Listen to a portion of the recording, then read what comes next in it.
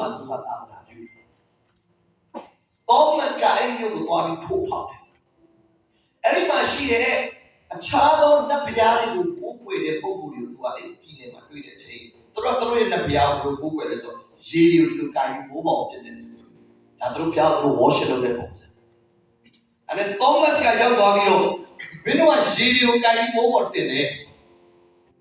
အဲ့ထက်တကိုးကြီးတဲ့ကောင်းကင်တဲ့မြေကြီးကိုဖန်ဆင်းတဲ့ဖန်ဆင်းရှင်ထာဝရဘုရားရှိတယ်အဲ့တော့ငါလည်းငါဘုရားကိုကိုးကွယ်တယ်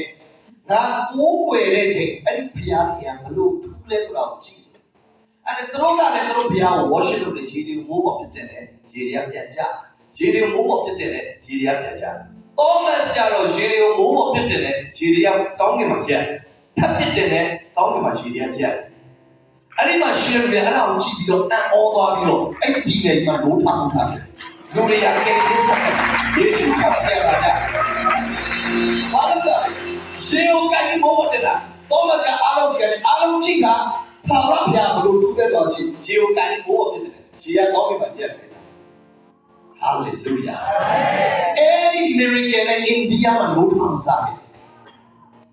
Hallelujah. Hallelujah. Ite pyasha kaun ninga de bo ma khan bina aung Jerusalem ma thabe niga. Te bhawa ye aung yin chin ya tan shin no win lo phit. Te bhawa ye aung yin chin ya phit phit chin phit.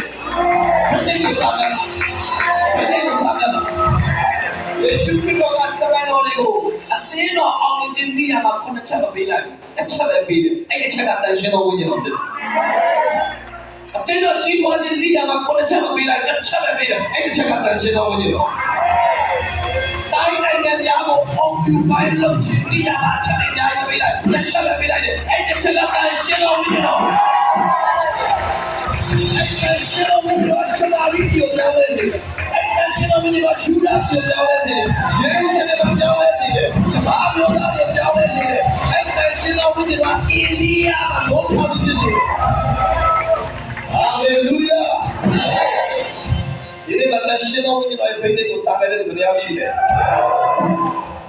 ကျွန်တော်ဒီမှာရှိတဲ့အတင်းတူတင်လာတဲ့ရှင်တော်မြတ်ရဲ့ပြည်ကိုနားလေစေချ